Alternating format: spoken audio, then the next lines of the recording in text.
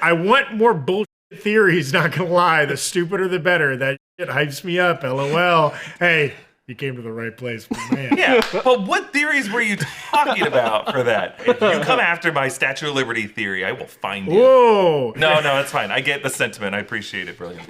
Yeah, the wilder the speculation, the better.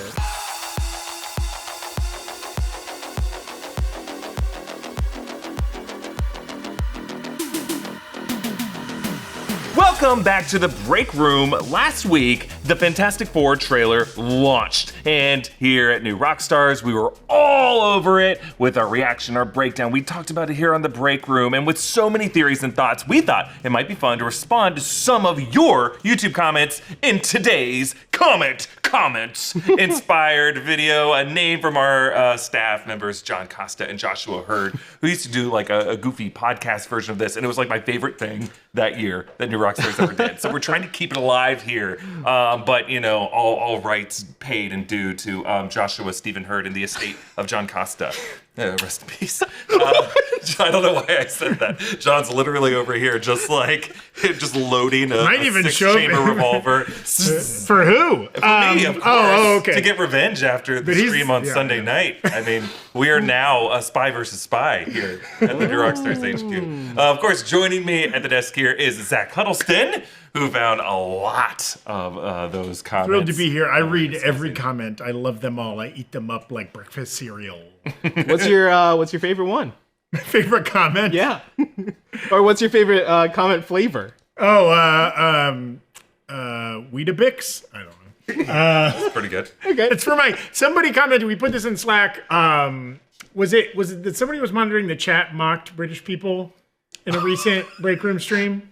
It was during the Super Bowl. Someone on our subreddit was like, wow, what? But they were doing a bit. I don't know what you guys said. I don't know either. I mean, whatever. You know, Brandon and I think we're doing bad English accents at some point. And, I think so. And whatever. And this actually, somebody with a good sense of humor in our subreddit who's English or from Britain or whatever, right?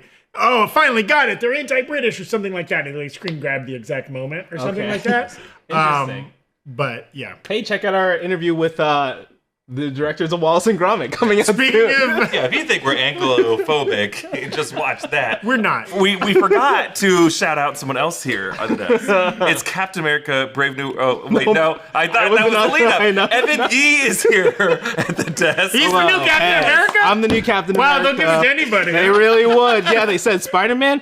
He'll take it too. Sam's like, I don't want this shield anymore. It's This press tour has been too hard. Let Evan do it. But what this actually is, it's Captain America Brave New World release week. We're going to be simulcasting our review and discussion on Friday. Keep an eye on your notifications. And don't forget to pick up some great nerdy merch at nerdriot.shop. We have our new wingspan design inspired by Captain America Brave New World. I love this shirt, and I love its name because it reminds me of my favorite tabletop game of all time, Ticket to Ride. And I don't know. Nice. That's good. Yeah. That's The rug pull. Yeah. Eric, you taught me wingspan.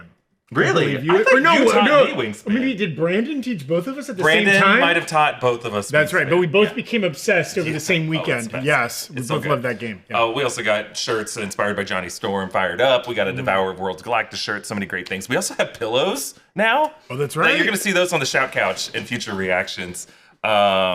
If I do have to like duck out for a second, I'm just going to be picking up food, but I'm going to come back. I'm going to come back here. I will not be gone forever, but my food is one meal away. that's a fun pillow. Yeah. Let's start with some of the comments from the trailer reaction. Read those comments, and I'll be right back. Okay. Literally outside. Here's got to go address the DoorDash right there.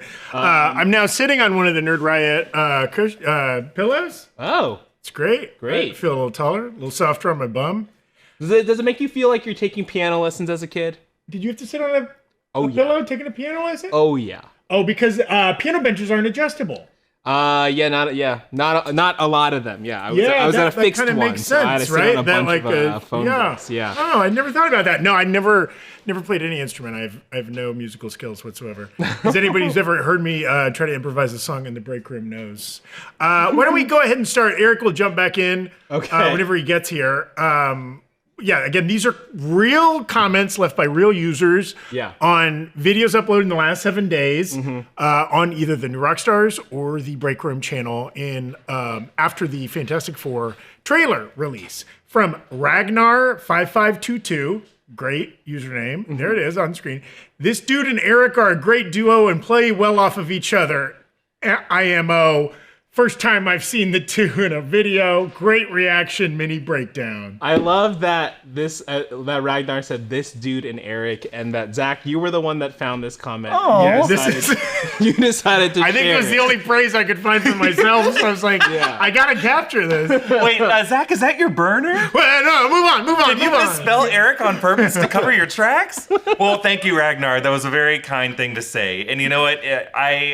We wanted to make it a shout couch because in the past, reactions on New Rockstars have just been me in the Blue Dungeon. And I just think reactions are more fun when you get to share that moment with someone you care about. Yes. So sometimes you'll see me and Jessica reacting. Sometimes you may see me and Zach reacting. Sometimes you may see Brandon and Jessica, or Gina and Jessica, or John and Evan might react to stuff. Yes. Anybody, there's room for anybody on that couch. And I wanted to just open it up. And I think it was a better video. That we got to do it together. Yeah, it's fun for people to play off of each other. I had a great time. That was my first time on the couch, and I loved it. I mean, it was so nice to have such a great trailer to react to as well. No fake enthusiasm there. It was all legit.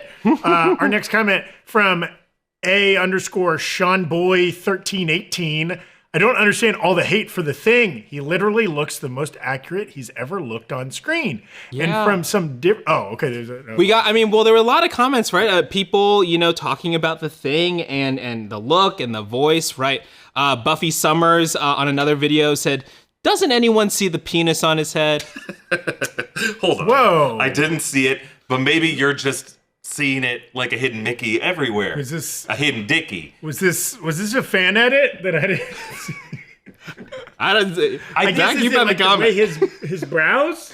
I think it's like the crevices of the rocks. If you just like highlight certain ones, you probably could get a shaft and balls out of that. Okay. But that's you seeing that. That's not the designers putting it in there.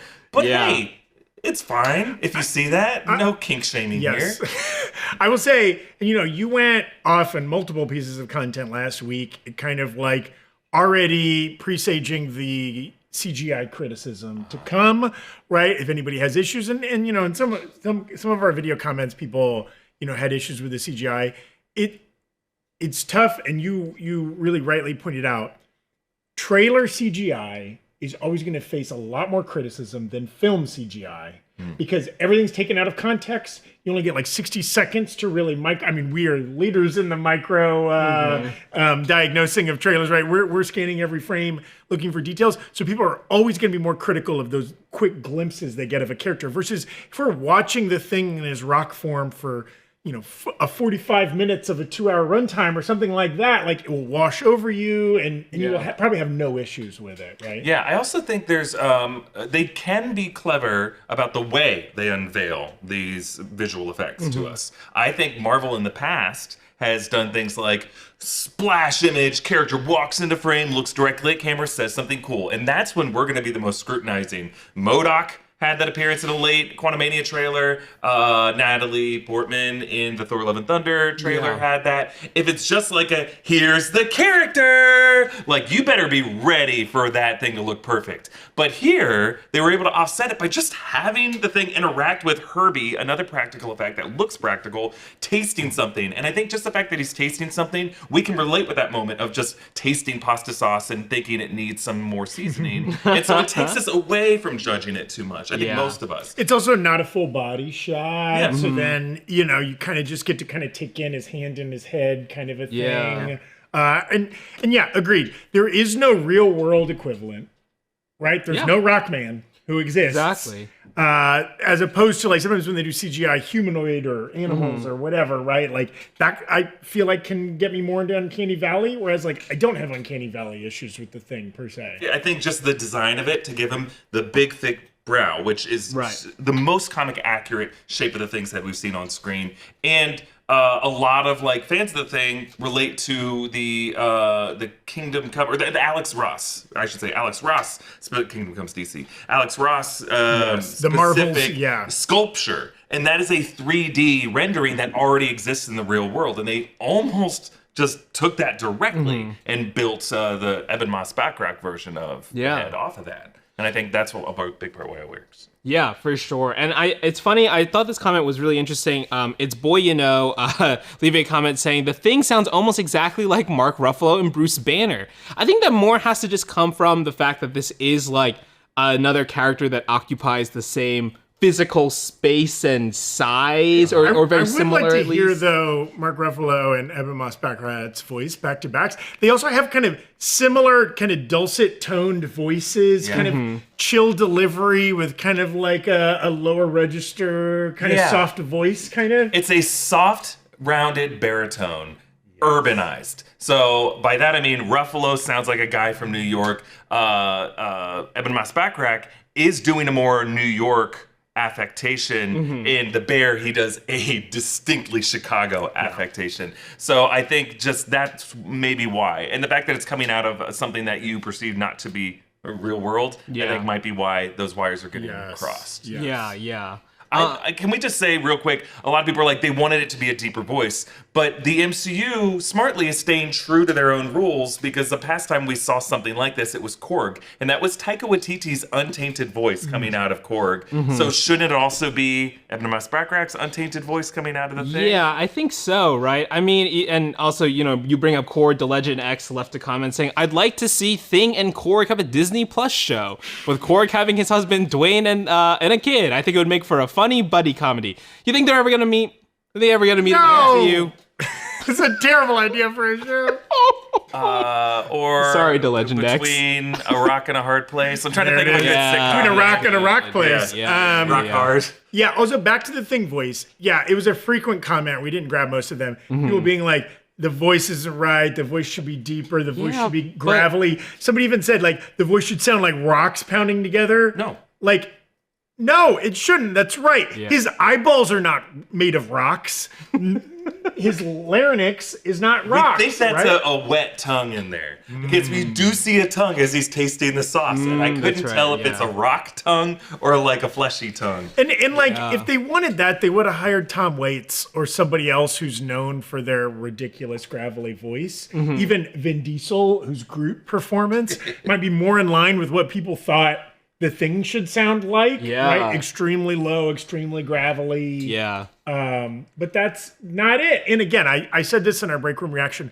I love the fact that he doesn't sound like a 350-pound muscle man. He sounds like a normal guy. It keeps reminding us there's a normal guy trapped inside that, right? This is kind of, his body has become his cage. And like, it reminds us of the humanity underneath that cage by him having like a somewhat normal voice. Yeah. I love it. Yeah. Do you think the Thing thinks of his body as a shell, or is like the arc for him going to be, this is no longer a shell, this is my skin?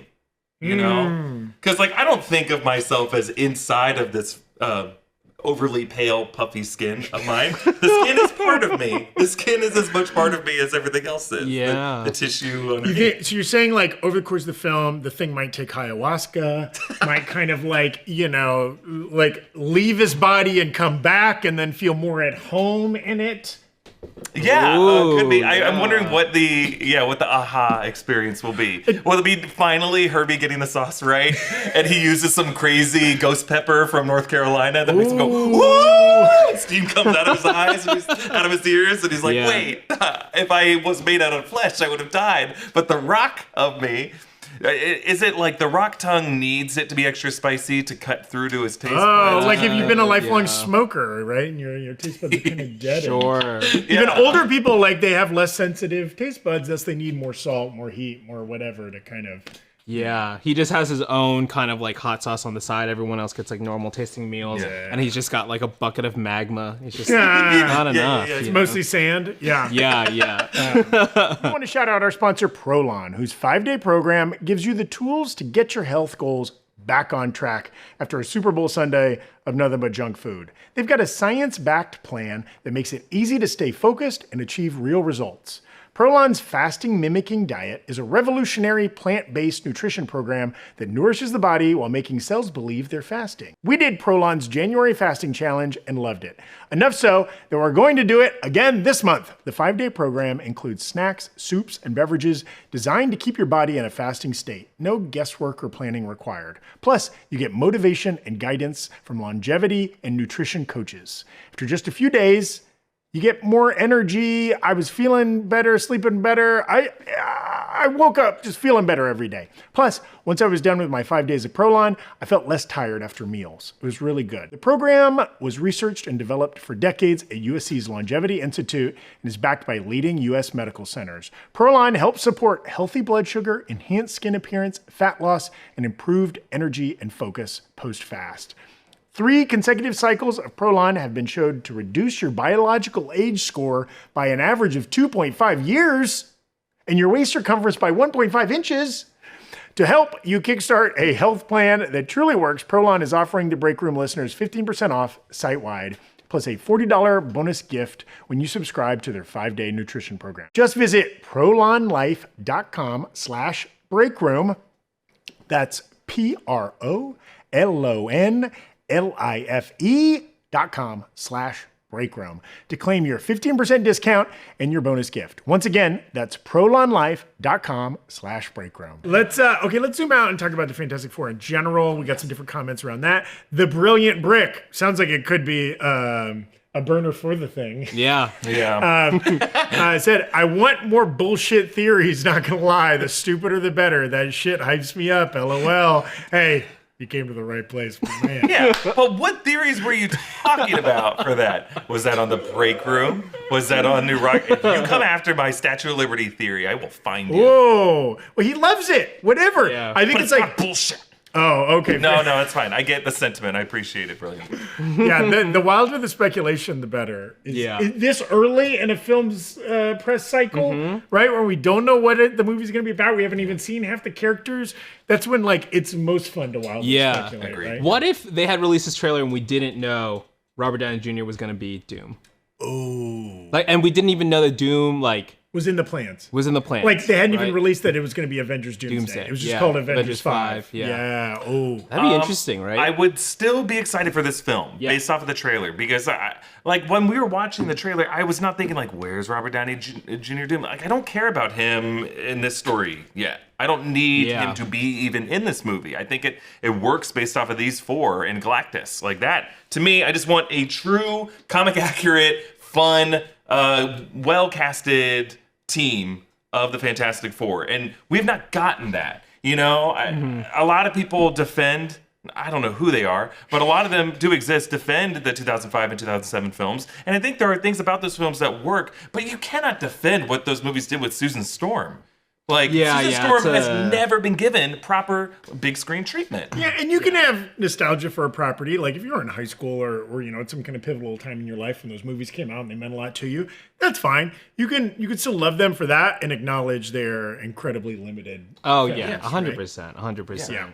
Yes. Big woof, those movies. Big woof. Speaking about woofs, no, I don't want to. I forget what this comment is. Joe A. Clark left a comment saying maybe we don't see Reed stretchy because he says before we went up the first time, maybe they are preparing to go up again a second time, and that's when Reed gets his powers. I know it's different, but maybe. It would be wild. That would be so interesting if Reed felt like he was left out on the outside. 3 of them have powers and he doesn't. Yeah. He's the only one that doesn't. I mean, it's wild. Is he encouraging them to go back up so that he can get some powers? Yeah, I would say then, what is supposed to cause the powers of the Fantastic Four is almost a freak occurrence of these cosmic rays. So it would have to, for this to be true, it would have to be some kind of permanent source of cosmic radiation that they could keep going back up there to. And anybody with access to a spaceship or space travel could just go up there and get superpowers and some kind of I think what's going to happen is they're all going to get the 4 powers at the same time. And it just seems that they didn't want to show it because maybe they're still debating the exact execution and they don't want us to be what is this? And if anything, right, and the trailer was kind of reminding us that though he has the super stretchiness, that's his most well-known attribute, the trailer seemed to be reminding us actually it's his brains, right? They show him at the chalkboard, right? Like they wanted to like these characters, like their defining trait. His defining trait is not necessarily stretchiness. Yeah. It's his brain, right? And his super genius qualities. Yeah. I mean, speaking of too, like I think a lot of people are, there's still some people who are like, I don't know about Pedro Pascal in this role, but like, what do you think they're going to lean into with Reed Richards in this? Do we think we're going to lean into like he's like prizing the intellect above everything, or prizing family above everything? I mean, he always kind of oscillates between the two and tries to find the fusion in between, right? But where do we think we see him and when we pick up this movie? I think as the patriarch. Okay, yeah. And we've given enough theories that we think baby Franklin Richards is going to be in this movie. Right. Whether or not that's the case, I think we're going to see Reed Richards as like the head of this family, trying to make decisions for the family, as almost the Clark Griswold of this family, who's like trying to make things happen for everybody, trying to keep everyone happy. And failing sometimes and succeeding in others and getting, overwhelmed at times. That's something that we haven't really seen. We've seen a young Reed Richards in the form of Miles Teller. Ewan Griffith had his own kind of brainiac Reed Richards. Kind of dorky. But as like a rom-com Reed Richards. But not as like the head of this household. Yeah. And I think that's what Pedro Pascal is going to bring to it. Like someone who is like trying to make decisions on behalf of the family because he genuinely loves his family members. That paternalism really coming in. Yeah, that's great. Yeah. We also got this, speaking of the kind of Franklin Richards and that paternalism thing, we got this theory from J.D. Carlson. What if the tour at the beginning isn't Sue and Reed giving a press tour, but Child Protective Services performing a home visit safety check before baby is born to ensure a stable and safe family environment? Also, Brian and I were talking about how we thought it was funny that this commenter said, "Just hit me. Mind blown. Real world issues indeed." Like he's reacting to his own theory in real time. This guy had some Child Protective Service interaction. Yeah, that's why. What we were hinting at in the trailer breakdown when I say in that shot, Sue takes an awkward step, and that part of this tour is to reassure someone that this is a safe home environment. The only reason why it could be Child Protective Services, the reason why I think it's like a media tour is just there's something about that guy with the bow tie that strikes me as like a TV host, and the fact that that shot is in the 4x3 16 millimeter shot makes me feel like this is like part of a press sizzle reel that they're presenting to the public. Interesting. Yeah, I mean, Jeeves17 had this comment saying it feels like when Reed says Sunday at 7 on the dot, no matter what, we're all here, that they're setting up an ambush. Whoa. Too much? Maybe. Yes. What, to kill this man? Or they're saying like, they're trying to say, here, we will always be here to anyone watching. Come find us here. No, we won't be fighting the mole man at 7. We won't be off in outer space at 7. We're here. We're grounded, real people who have a normal schedule. I think it's definitely that. And like, I think the way Pedro Pascal delivers that line is like kind of like forced and very overly formal, as if you were like at a job interview or you're on television and aren't super comfortable with that, or like maybe talking to an authority figure of some kind. I agree. I also say like, I don't buy the child protective in that literal sense, in that the guy doesn't have a notebook. Normally when those are portrayed, they're taking, their little fastidious notes on what they observe. Yeah. That guy is relaxed. He seems like he's about to grab a cocktail with them. He's very impressed by, like, when the dessert case rises up out of the counter, he's like, ooh. If you had someone from CPS, they'd be like, a kid's going to get strangled in this thing. Yeah. Like, they would not be enamored with Where's your fire extinguisher? Yeah. They'd be doing it. Did you guys see that the Fantastic Four Twitter account tweeted at Sunday at 7 that clip? Oh, yeah. That's great. Yeah. And everyone is praying that next Sunday, like every week. Sunday. It's the ladies and gentlemen, the weekend. That is such a good bit, and I love that account too. Yeah. I think that and Disney's already gonna tackle Child Protective Services and Lilo and Stitch, so it'd be a little overkill, right? Back to back, too much. Yes. Also, on that, this is something we've talked about before, but I wanted to kind of bring it up again. Wilson H9923 leaving a comment at 7:20. Sue is drinking something that looks like white wine that goes against the pregnancy theory, but the baby might have already been born, hence why Galactus comes to Earth. Right? We've talked about this a little bit. Is it a second child, first child? Well, I want to talk about a couple things. I want to question a couple of your assumptions. Okay.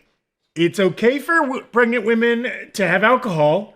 They're allowed to have one alcoholic beverage per day, I think up to II, based on certain recommendations, that as an outdated notion that women can't consume any alcohol, that was put out as an absolutism, because obviously if you get drunk, if you overdrink, that can have terrible effects, fetal alcohol syndrome, all this kind of stuff. So rather than saying so everybody use moderation, they had to come out with this very stringent don't drink at all. Okay. There's actually, that goes with a lot of the things that pregnant women are told they shouldn't consume at all. Right. It's like, actually, you don't have to be a teetotaler necessarily. Sure. So she could be pregnant and drinking. Also, if it's fake 60s, they had different views on maternal health back then. You watched Mad Men? Mad Men season 1, famously. She's smoking and drinking the whole time. That was in the 60s, or late 50s, but early 60s. Yeah. Secondarily, and I think this is actually a good point of the comment, right? We've talked about, in the comics, the Richard Storms have 2 children. Yeah. That could be an in-between period. You have done some great speculation, Erik, in the breakdown. I think over the time period in which this movie takes place, you were thinking it was maybe over the course of more than a year, which of course is enough time to both gestate and give birth to a child. Yes. I think we're going to see the group throughout maybe a year or two as they're dealing with different threats in alternate universe New York.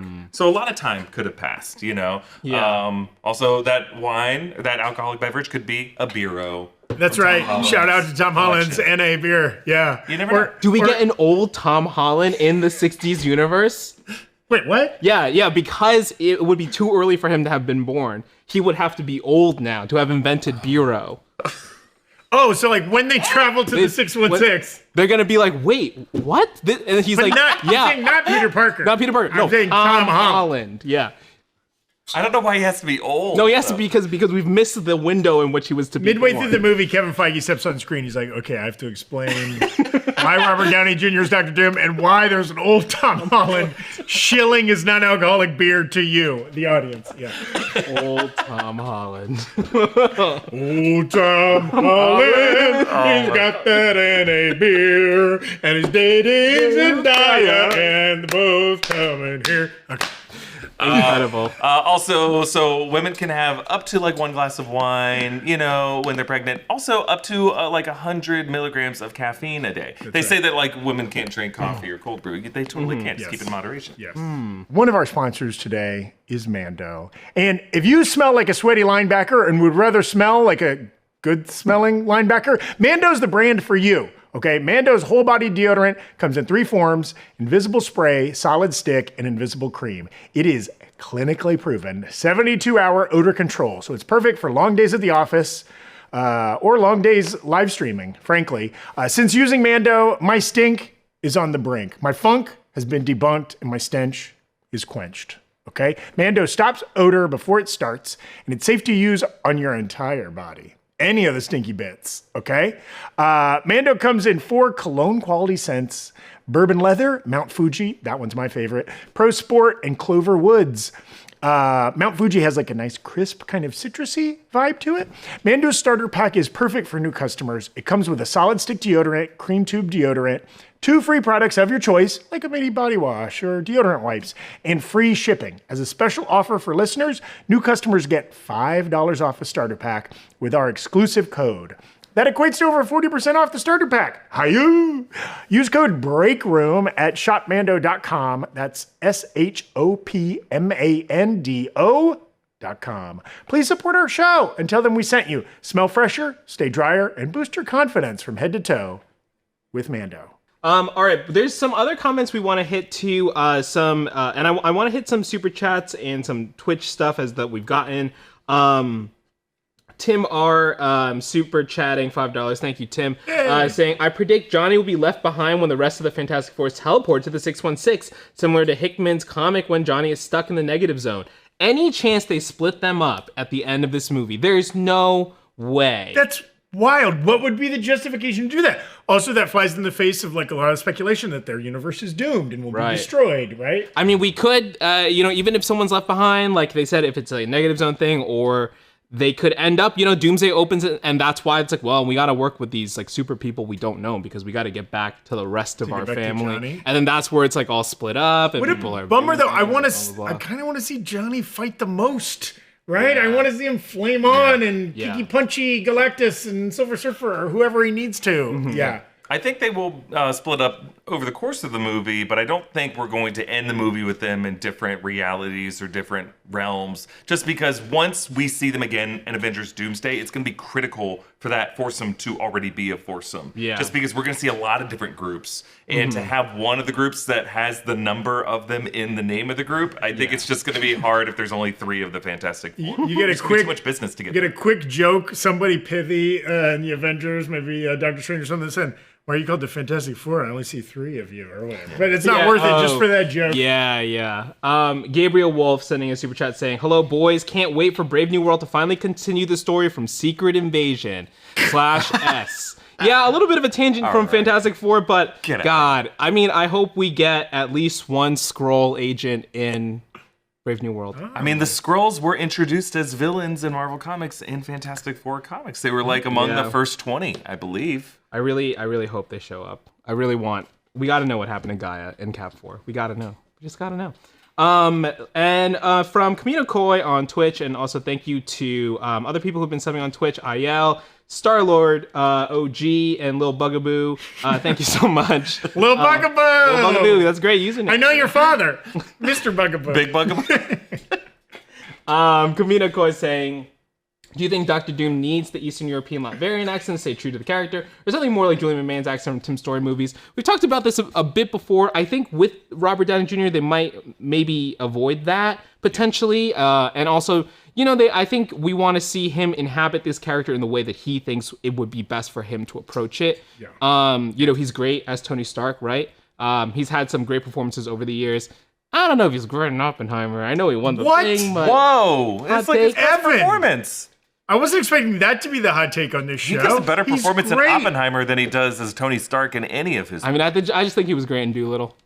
Yeah, well, I mean, just improvising that fart blast. Yeah, when he pulls the bicycle out of the dragon's ass or whatever it is. I don't know what a Latvian accent is. Yes. I know what everyone thinks it would be, like vaguely Eastern European, but is that like any better than, it would have to be like kind of Bulgarian, kind of Romanian a little bit, but that's not specific. It's like saying, what is a Wakandan accent? Well, a Wakandan accent is just like what Ryan Coogler's team decided it would be based off of Hosi from South Africa, based off of Ugandan, based off of Kenyan. Like there's a lot of different dialects that went into that. They had to manufacture it, make a choice of what it was. Yeah, I don't necessarily think he'll do an accent, but like it would be interesting if he adjusted his speech pattern. Robert Downey Jr. has such a specific way of talking as Tony Stark, and it's basically his normal way of talking. It would be interesting if he just made some thoughtful changes to his line delivery to convey just the subtle differences in character. Yeah, because it does seem like, unless it's like Tropic Thunder and he's like really swinging. I mean, I think I maybe underwatched on all of his performances. In Chaplin, he of course does a British accent because Charlie Chaplin Sherlock is from Holmes England. too. Sherlock Holmes, he does kind of a half English, half American accent. Yeah. What is Robert Downey Jr.'s best performance outside of Tony Stark and Oppenheimer? Kiss Kiss Bang Bang? He was really good in that. I believe he was Oscar nominated for Chaplin. That was a long time ago. He had some early roles like Less Than Zero. That was literally. 80s. I think that is maybe It's a very different. He's like a little kid almost. True Genius. Is he in True Genius, or am I thinking Val Kilmer? Well, he was in what's the Weird Science? Weird he was Science. one of the villains in Weird Science. He gets the slushy dumped on his head in the mall or whatever, right? Or dumps the slushy maybe. Yeah. But, do you think we'll ever see any of Robert Downey Jr. sketches when he was on SNL? This is a great time to talk about this because it's the 50th anniversary of this Saturday Night Live. So there are 2 seasons, right? The Gene Dumanian season, or is it just 1 season? 1 season of the Gene Dumanian, I thought, and then it wasn't the Downey. Dick Ebersol. It was a Dick Ebersol run. So Lorne Michaels, of course. Oh, but no, Lorne had come back. Because didn't Lorne come back for 1 year with Anthony Michael Hall and Robert Downey Jr., and then they casted a bunch of young people. Randy Quaid got cast that year, and then they completely fired everyone, and then is when they brought in Dana Carvey and Phil Hartman. And Harry Shearer and those guys. I thought that was the Savior season. I can't remember. Anyways, we've got to look into it. But yes, there are some. So famously, like if you watch like reruns on Comedy Central or even whatever, when they play clips of Saturday Night Live, there are a few seasons they never show anything from. Yeah. Right. Because Lorne Michaels doesn't like those seasons. Whether it was because they were made without his input, he did leave for a few years in the early 80s, I believe, or just he doesn't like them. So you never see them, even though it's like Robert Downey Jr. was a cast member. Yeah. If I remember correctly, Jean Doumanian came in, and she's the one who cast Eddie Murphy. And then I want to say, what's his face? Joe Piscopo. Joe Piscopo was there. Larry David was a writer at that time. She did one season. Dick Ebersol came in, did a few seasons with like Eddie Murphy, and kept some of the cast. And then I believe the last season of Dick Ebersol, I could be getting this wrong. I think the last season is when they brought in all the young people who were like the Brat Pack, Anthony Michael Hall and Joan Cusack. Joan Cusack was there. And then I believe they cast like Billy Crystal. There was a clean slate season where they brought in ringers because the show was not doing well. They fired everybody and brought in Gary Scherer and Martin Short and everybody. Then they all did one season, and then they brought in the Dream Team. That's kind of when the golden era, late 80s, early 90s began. Dana Carvey, Phil Hartman, yes, Mike Myers came in around that time. Speaking of changing casts, do we need to do a switcheroo? Yeah, maybe we leave. Maybe I go. Eric has a tennis match to make. Caddyshack. Actually, Evan probably does have a tennis match to make. We're waiting. Sorry. Whoa, look at this. Look what at a this. tennis flex. Oh, doing some challengers. Look, as long as Andy Dick doesn't manipulate my wife into murdering me, I'm cool to be on this cast. Is that a Phil Hartman reference? Phil Hartman earlier. Is that the conspiracy theory that Andy? Is it a conspiracy theory? Well, I thought it was that. He got her back into cocaine. Yes, he caused Phil Hartman's wife to fall off the wagon. Should we become like an This is an SNL channel now. Yeah. I mean, hey, the 50th episode might need a breakdown. Yeah. There's going to be a lot of Easter eggs That and was my interesting old cameos. career. I used to Maybe we break should down do SNL that. for a website. Oh, maybe we should do that. I'm Let's as do much that. of a nerd for SNL as I am for everything else. Yes. You know what? Thanks, Okay. guys. Thank you, Thanks for your Eric. comments. Yeah, thank you, Bye, Eric. everybody. All right. Now we can really get into I heard it. you were dead. I died 3 times on Yeah. Sunday. This is And then the I died ghosted again on Monday. Unrelated. Yeah, thank you, John, for hopping in here as well. Let's talk some other comments here. Red's Wasted Talents 4671 left a comment saying 24/7 Ben is just checking his watch to see if it's clobbering time. I love that. So in the breakdown, there's a moment when the Fantastic Four are on the balcony, kind of looking at the crazy sky with all the like meteors or whatever. People have said it's an incursion, it's galactic something, and Eric pointed out that Ben is looking down at some kind of a wristwatch type device. Eric speculated it's not a wristwatch, maybe it's some fancy Reed Richards tech, like it's a communicator, it's a computer. There's a dog. Speaking of death, there's a dog hacking up his internal organs right behind me. He's saying it's coffin time. It's that's coffin right. time. Not coffin. Yeah, not coffin. Coughing, yeah. Skanky hanky back here. But that, I mean, I love that. If it is a real watch, and like the very next just moment, goes boop, boop, boop. what time is it, Ben? It's clobbering time. You know, it's really interesting. The Fantastic Four movies thus far have had some really terrible lines and line readings. Yeah. The Clobbering Time thing from the Josh Trank movie where it's his older brother being like, it's clobbering time. And then that's right. Equally at the end of that movie, the say that again line. Do you think that there's going to be some kind of like reference to any of that cringy stuff and someone being like, please shut the fuck up? I mean, Evan Moss-Bachrach has said it's clobbering time in press interviews for this movie. Do we think we get the line in the movie? I mean, Marvel famously didn't get us Avengers Assemble until Endgame. I think he's gonna try out a few different things. He's gonna say it's smashing time, it's whacking time. Ooh, hey, whacking time. Hey now. With those big mitts.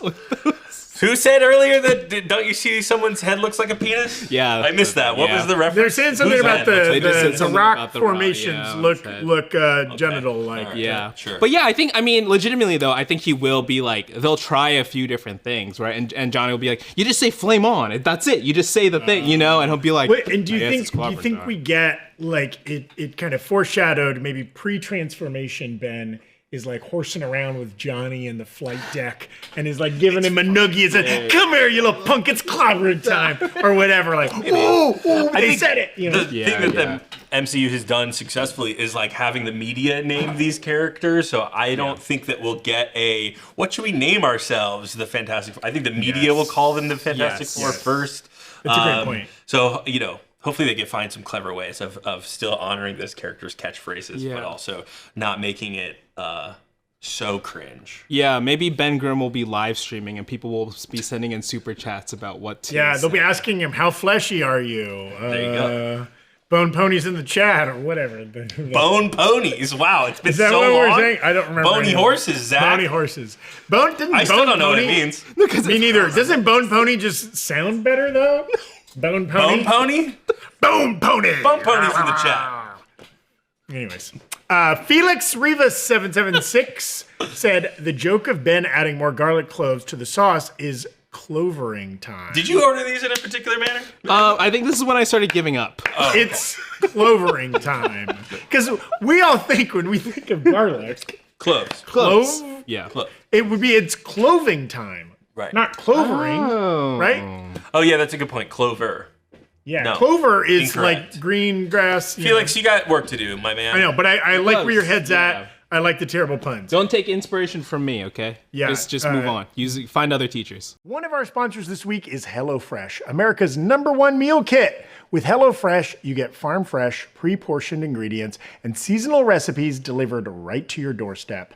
HelloFresh is a game changer, particularly after a long day at work. You don't have the energy to do all the shopping and the chopping and the cooking and the cleaning and the da-da-da-da-da-da-da. HelloFresh makes it easy to find time to eat well with 50 wholesome, hassle-free meals to choose from each week delivered to your door. There's over 100 add-on items you can add to your weekly box, like quick breakfasts, packable snacks, beverages, and more. I just got some of their little fruit smoothies. There's like a little kale and fruits, and they're delicious. Plus, for those nights when you're really in a rush, HelloFresh's new ready-made meals go from the fridge to your fork in just 3 minutes. We've been using HelloFresh for ages now. One of my favorites is the udon stir fry with pulled pork and vegetables. It's quicker, cheaper, tastier than delivery.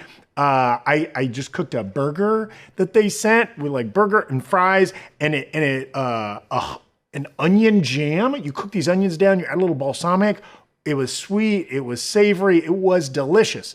Get up to 10 free meals and a free high protein item for life at HelloFresh.com/breakroom10FM. One item per box with active subscription. Free meals applied as discount on first box. New subscribers only. Varies by plan. That's up to 10 free HelloFresh meals. Just go to HelloFresh.com/breakroom10FM. Thanks again to HelloFresh, America's #1 meal kit, for sponsoring the channel. Jardax2275 saying, in any case, Avengers Tower wouldn't be there at this time since it's 1963. Stark Tower wasn't built until after 2010 in the 616 universe. I suppose there's a chance that there's an alternate version of Howard Stark in this city, but it seems pretty clear that Reed Richards is the revolutionary inventor in this universe. But I also think in alternate universes, is there a way in which people are born in different decades because their family lineage is slightly different or something If like that? everything else you is know? different about this universe, why Might as wouldn't well. that be true? I don't know too? when the MetLife building was even built. When I saw Eric pointed out, I was like, that building almost doesn't feel like it would have been there in the 60s. That's a good point. Yeah, I don't know about. I mean, the post-war America was the time of the skyscraper, and that's when a lot of those buildings were getting thrown up in the late 40s, 50s, and 60s. Well, also, though, I do question his assertion that this universe's super genius would be Reed Richards. Does it? The MCU super geniuses. We've got Tony Stark. We've got Bruce Banner. We've got Riri Williams. There's a lot of super geniuses. We would to assume be Gaia made. as well. We talked about Gaia, super, that's right. if she really sucked everyone's powers up, maybe she also got their brain. Bring Gaia back. Bring Gaia back. Start the campaign now. This works Justice with a for groundswell movement. Grassroots. Amelia here Clark's we a go. talented actress. Nate Moore Yeah, left she is. I want her to do Marvel more so that he things. could go work on a Gaia solo project. Yeah. Heard it here first. Gaia. But yeah, I think this is, worth discussing, right? Like, especially with your friendly neighborhood Spider-Man doing, like, so closely being adhered to the MCU timeline until the Sokovia Accord, like, seeming split. Will they be introducing more multiverse stuff where things are just more out of order? That it doesn't have to be everything was the same until this was a little different, right? And it will be interesting to see if they do get any older versions of heroes. We were joking before, but like old Tom Holland, older Spider-Man, like a Spider-Man that exists in their timeline. Or is there even a wink to characters we know in their universe, right? Like, like Howard Stark being a great one. Hank Pym would have been we're still too early for Hank Pym to be active. The flashbacks we've seen in Ant-Man movies are more like 70s. But like, again, maybe they could bend that time or whatever, right?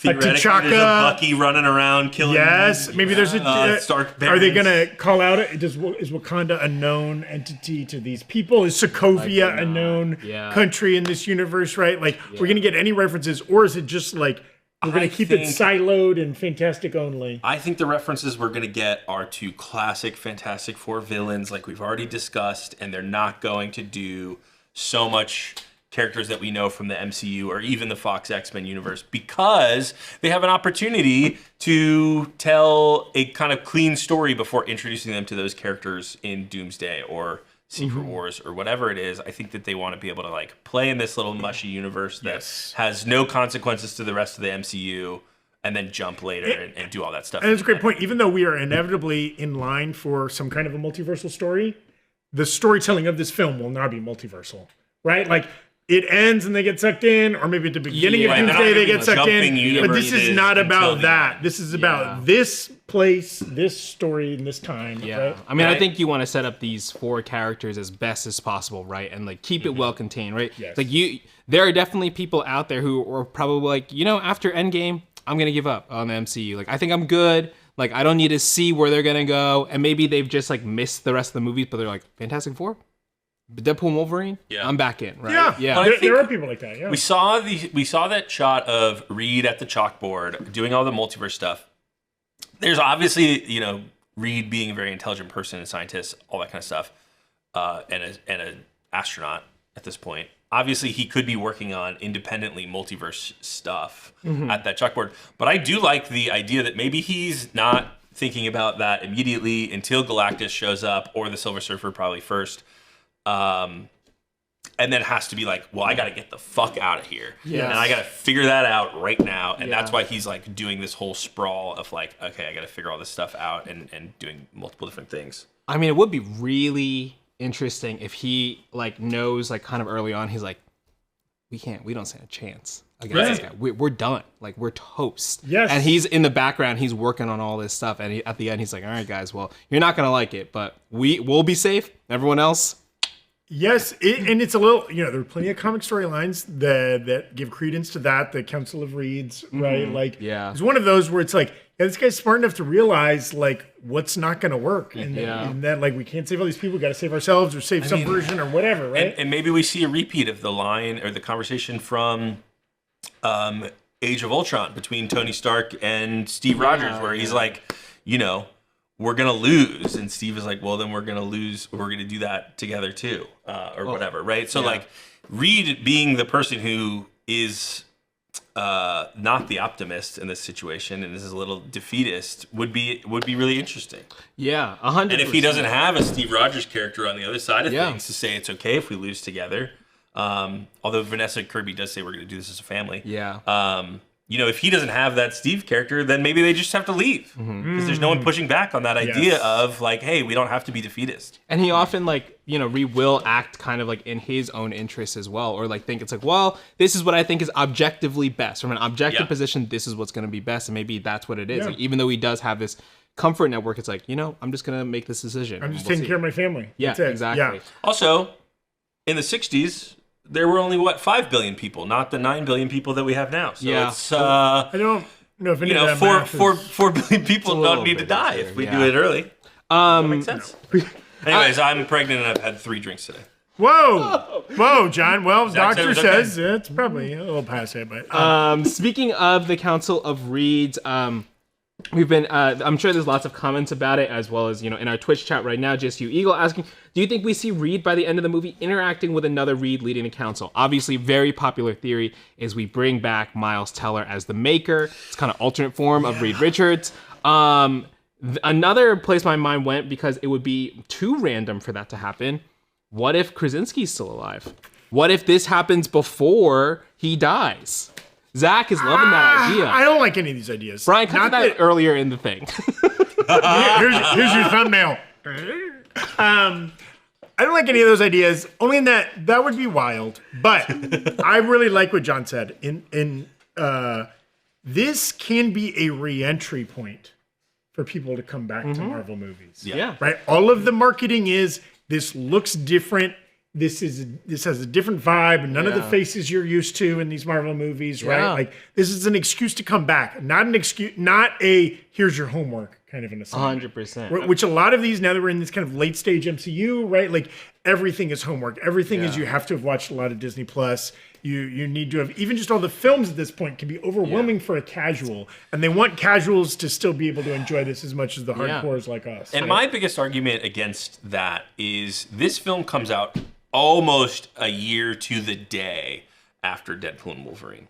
And Deadpool and Wolverine was a movie that did exactly that, right? It was like, we're going to celebrate all these past films and introduce them into the MCU, and we're going to kind of sunset them, but still have fun. And I just think that, like, doing that twice in back-to-back years is a mistake. Yes. And I think Marvel would recognize that. I don't think we're going to see any characters or actors from previous Fantastic Four films. And like that was 2 years to the day or whatever since Multiverse of Madness. Did it in a different way. It's like alt versions and then Patrick Stewart. But like, yeah, they've gone to that well. No Way Home, right? Like The Flash. They've gone to that well a lot, and I don't think they need to, especially if it's not like really necessary for what they're envisioning. I think they're viewing this as a start. Not a callback, but a start to something, right? Like laying the groundwork. If something crazy like Krasinski or Miles Teller is going to happen, that's in the next Fantastic Four movie, or the third or the fourth, or like farther down the road. Also, they don't want to blow their bring back old faces before we're definitely going to bring back a ton of old faces in Secret Wars, right? Yeah. I mean, I also feel that way. Like, Doctor Strange, his movie came out pretty close to Infinity War. And I remember watching it and being like, I wish I got more time with this guy, right? And that is almost like, I think at that time they probably knew that, like, we're probably going to keep making these movies. Like, people seem to really like these movies, but we have the close-off point in Endgame, and then we're going to do something else, right? And so that's where I feel like, about this being like a re-entry point is like a great, thing for it to happen to the MCU. I'm already also seeing in the chat right now, in YouTube chat, Digital Wizard 69 saying, that's me. I've been tuned out of the MCU for years. Yeah. Fantastic Four is the only thing I'm interested in, which is really interesting because it's like, right now, this is a person who's watching our chat live on a video where we're responding to comments on a YouTube video we made about Fantastic Four. This is someone who's really interested in seeing what's going on. 200 million views in 24 hours on the Fantastic Four trailer, which all Marvel trailers crush. Yeah. Especially first trailers, right? So it's not like that number is not, orders of magnitude greater than any other Marvel trailer, but it is a lot, right? And it shows that, like, I think this movie has a lot of potential. I'm not even saying it's going to be the best superhero movie this year. May not even make more money than Thunderbolts or Captain America. We don't know, and who cares about some of those external metrics? But I think it is like that on-ramp people want. It's not a sequel. Yeah. It's a reboot, but it's not a sequel, and Marvel's not doing a lot of those lately, right? Yeah.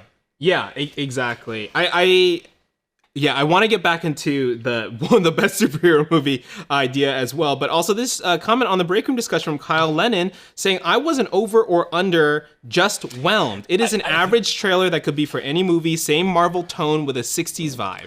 I think that this is real, and I think a lot of people are feeling this way because of people like me and Eric and other folks who are at Comic-Con. The Comic-Con sizzle reel, I think, it felt so hopeful, right? We had all these bad Fantastic Four movies for so long, and then we got that sizzle, and it was like the best Fantastic Four thing we'd ever seen. And I think I might say that it was more fun and more exciting than the trailer ended up being. Well, so I wish people could have seen that Comic-Con. I wish they would release it. Okay. It's similar in structure and tone, but like, man, that one blew us away, and I think this one was, wow, I'm still so excited for this movie. Maybe just like not quite as high as people were hoping. And I think this is a little strategy on Marvel's part. They knew they could give us anything. If we see the Thing, and maybe we see a little flame on or whatever, right? People will be whelmed, right? They have 2 more movies coming out in between now and then. They don't want to. They're pulling out just enough to win, so to speak. The old Merle. What's his name? Who's the old comedian? Merle. I don't know who you're talking about. You're older than Evan and I, and I'm so sorry. Milton Berle. It's the old Milton Berle. There's a filthy story about Milton Berle, but it generated the phrase "pulling out enough to win." They just want to wet the whistle. I guarantee the next trailer we get Crazy Stretchy, we get Silver Surfer, we get more Galactus. There will be mind-blowing Fantastic Four trailers. They're gonna space them out. I also think they might still be working on how that Stretchy looks. Maybe that's for me. If I were making this movie, that would be my biggest fear. I don't think Stretchy has ever looked good. I thought they got closest with Krasinski, but I still thought it looked a little weird. His costuming really hard. So I have a question for you guys. We just got 2 Marvel trailers within back a few to back days almost, of each other. Which did you prefer? Did you prefer the Fantastic Four one? Obviously, we've seen a couple of Thunderbolts things now, but I thought that trailer was really fun. What was your preference between those 2 trailers? Which got you more excited? And I'm not saying like what movie are you anticipating more. They're completely different vibes. So it's also like different in the promotional cycle in that we've already seen a Thunderbolts trailer and Comic-Con footage too that basically got released.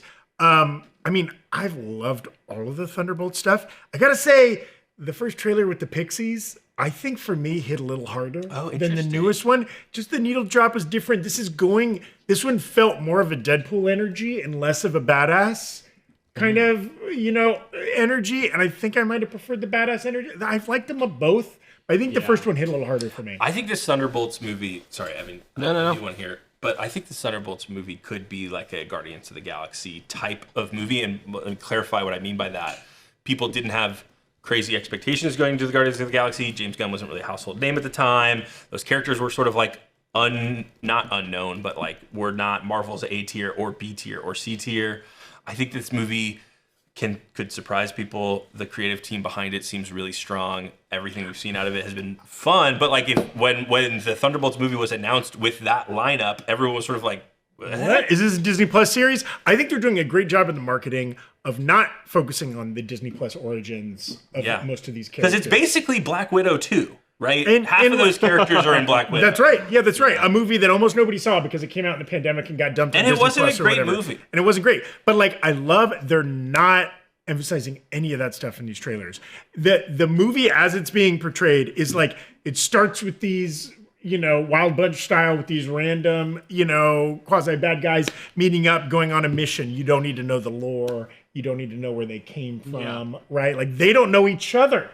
We are meeting them as they meet each other. Like, what a nice way to pitch what is essentially a Disney Plus, story. I do think it's funny, right? Like, Yelena and John seem to have known each other, but they've never met in anything that we've seen yet. Maybe they just there's a Yelena group, or a Val group chat that John and Yelena are both in. They're on the same WhatsApp. I know. They're like trying to respond to text faster to get the jobs. Just sorry, Yelena responded first. She got it. John Walker, you keep spamming the thread with your Wordle scores. Get out of here.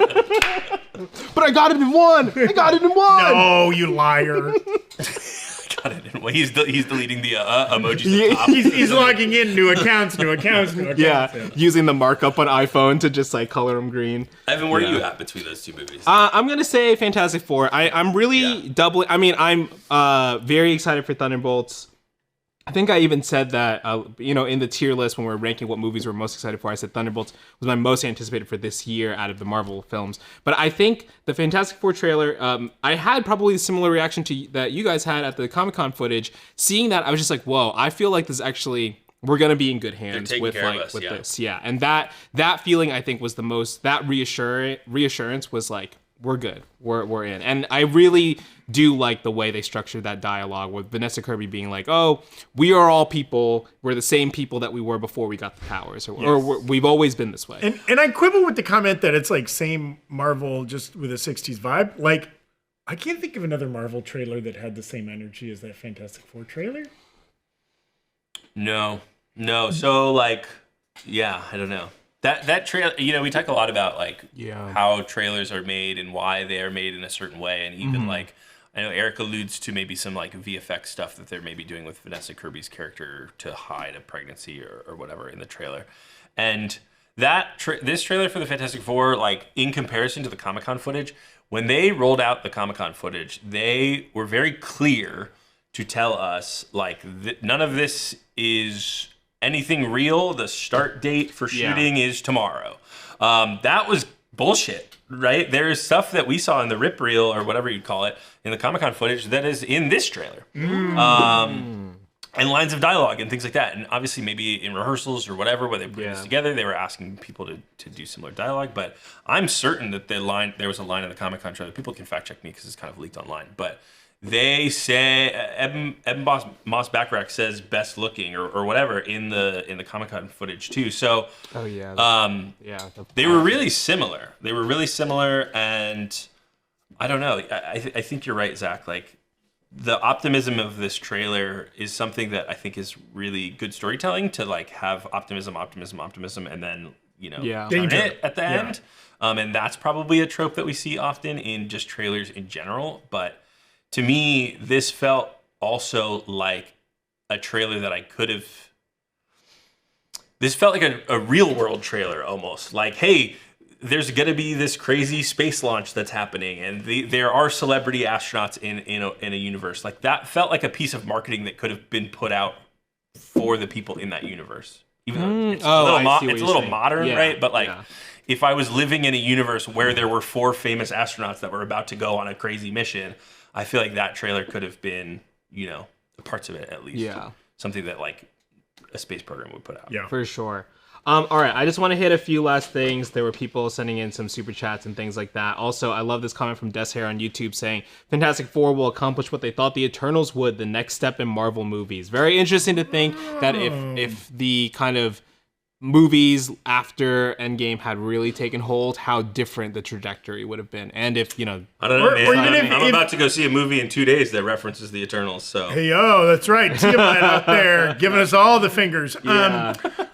Or if, that's also like the what if of like, what if the Fox merger happened 2 years earlier? Sure, yeah. You probably would have gotten this instead of Eternals, right? 100%, yeah. And X-Men earlier, right? Yes. Morningstar had sent in a super chat earlier when we were talking about the Watch. What if the Watch could be used to go back and forward in his transformation, the Thing transformation, like the Hulk suppressing tech? Interesting. I wonder how much time we will spend with him kind of going back and forth, like of like being like, this is who I used to be, this is who I am now, you know? But it's a big part of the Thing's character that he can't go back out of his rock form. Like, especially like them showing us he's sad about how he looks. You don't have that feeling if you're like, oh, now I look like a person again. Yeah, like we didn't get Smart Hulk till what, the 3rd time we saw Hulk in the MCU?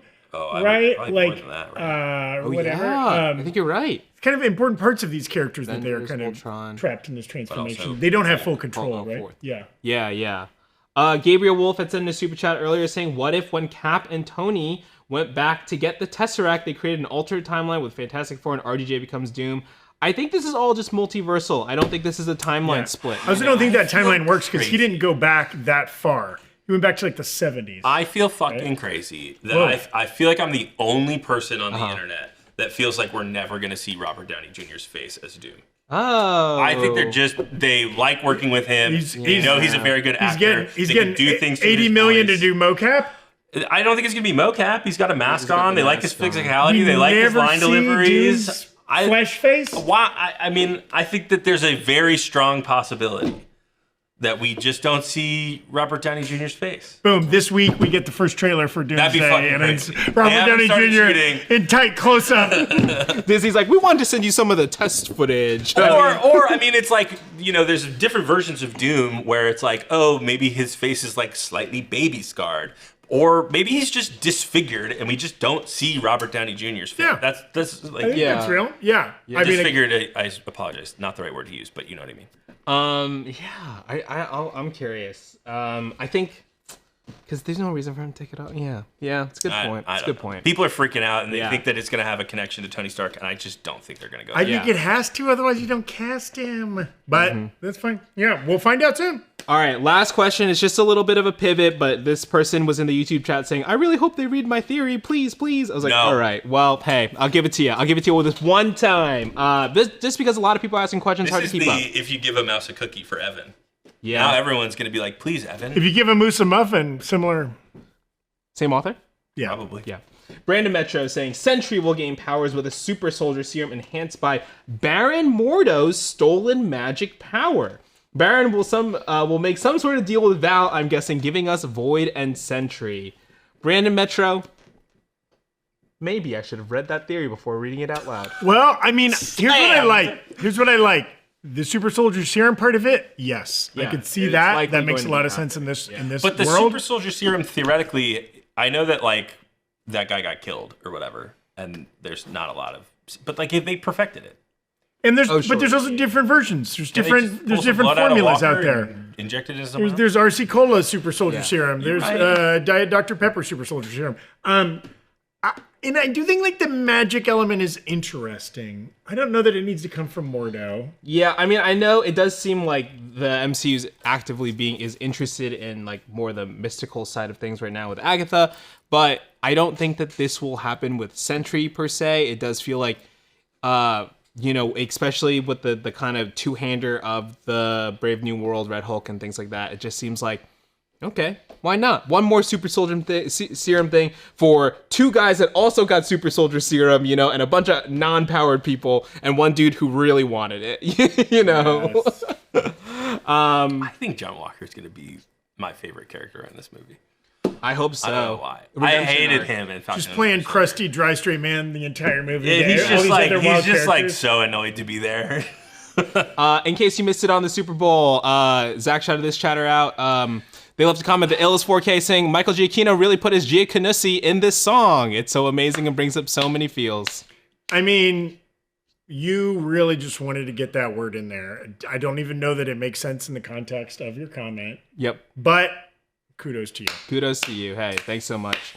Shout out to the Giaconucci as well. I went to high school. Meet him a couple times. He's a nice guy. I went to high school with a Glenn Giaconucci. And then JV Licious, of course, and congrats on hitting 100K. Yes, break from 100K subscribers. JV Will Evan eat Fantastic Four Pockies to mark the occasion? So Fantastic Four Pockies? I think they mean four. Like a Fantastic Four amount super hot, of Pocky. crazy Pocky. Oh, the one chip Pocky? The Pocky. Because I was like, I could do that. And then I looked it up, and I remember Zach's reaction, and I said, you and me that did them, or me and Tommy? Oh my God. And Tom Michelson? That's the worst. No. In the early version of Break Room, we ate all kinds of spicy things, all kinds of disgusting things. We had to take that video down. Oh, which one? We were getting the video of you and Tommy eating the spicy why chip. did it have to get taken down? Too many people were being gross about it.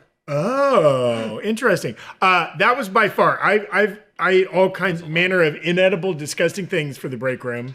That was by far the worst. That impacted me for days. You no longer had a Thunderbolts asterisk at that point. You had more of just an O. One of the Thunderbolts Fantastic Four portal dimensions. Yeah, it just fell out. But just my body chemistry, my brain were just out of whack. That was terrible. Thank God we've moved. You know what? Thank God we've moved on from that era of the Break Room. Zach and I were in the studio at 3 a.m. Last week. That was a better day than having to eat a Pocky one chip. I know every once in a while we get comments appropriate on comments like, I miss the days when they would eat weird shit on the Break Room or whatever. That was one of Evan's first days when we made the mother shake that almost killed someone. Also really bad. You know what? It's wild that we've been able to get to 100,000, and I don't think Actually, I take that back. We've eaten some disgusting ice cream on this version of the show. Yeah. But even that has become rarer and rarer now. So. When we hit 200,000, if we hit 200,000 subscribers before Christmas. Oh, okay. We will eat whatever this person wants. That Illis 4K? Yeah. We don't want to put our lives in his hands or their hands. Whatever. 200,000 before Christmas. Make it happen. Eat your shoes. Okay. Eat each other. Okay. We've done both. Eat my ass. Okay. You just gotta get out. You gotta get over it. Thank you What so much for about watching. eating The Breakroom. someone's ass? Hold on, Jack. 1 second. Oh, did you see that Faith Evans did an interview this week? With Army Hammer? No. No, Oh, two- that's good. Good the reference. other way. No, Faith Evans, wife of Notorious B.I.G. Mm-hmm. She said in the interview that they used to toss each other salads. Good. Now, again, what Vicky happens? seems like the type. You know what I mean? What happens between consenting adults? Hey, more power That's to you. juicy as But hell. like, you know what? 25, 30 years after his death, do we really need to be Well, talking about this kind of stuff? I don't know. You know, you have people out there like DJ Khaled who say it's not manly to eat out your wife or your partner. Why are we talking about this on air? Anyways, what I was going to say All of was, this is making in the final cut. what I was going to say was, what if you toss the salad of someone who had just eaten a hot chip? Oh, is that like you're probably getting some hot chip resids? You got it. I think you're Yeah, getting some residual I mean, you're getting hot sick. chip. Yeah. Speaking of which, great band, Hot Chip. Check it out. Hot Yeah. Yeah. Was it Ready for the Floor? It's a great song. Yep. Hey, everybody. Let's go about the rest of your Tuesday, your Wednesday, whenever you're watching this. Let's eat ass. Let's eat Pockies. Let's love each Especially other. if your wife is pregnant. What? What does that have to do with it? I'm just saying, you know.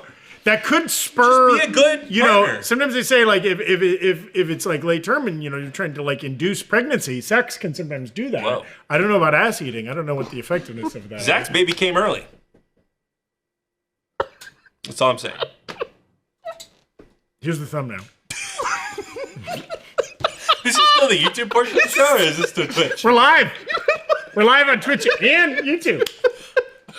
You canceled your call today with the Twitch rep. Hey, guys. So we're a free reign. We all worked long hours on Sunday. It's We're gonna be bad right punch now. drunk all week. We all have the equivalent of a 0.09 blood alcohol level by default. Okay, stone cold sober. Yeah, we all had to take Yeah. Ubers to and from the studio today. Yes. Yeah. Thank you so much for watching today, guys. This is a format I think we want to do more often. Certainly when we have big news events that generate multiple pieces of content and get you all talking, doing dumb bits, throwing out fun theories. We love it. It's a different kind of way of interacting with the audience than just the live chat. That's also great. But something we want to do a little bit more. It's great when we have Erik here too, who's done the breakdown. We'll get Jessica in here to talk about one of the breakdowns she's done, and we'll go over those comments too. So thank you so much for watching. Let us know if you have specific ideas for ways we can continue to Let us improve know this if we format. should react to comments from this video. Ooh, Oh, the snake eats its tail. right. The snake eats its ass, if you will. thanks for watching. Depending on the breed of snake, the asp eats its ass. That's good. That's good. good. That is good. That's good. All right. Give us a follow across all platforms. Thank you. See you later.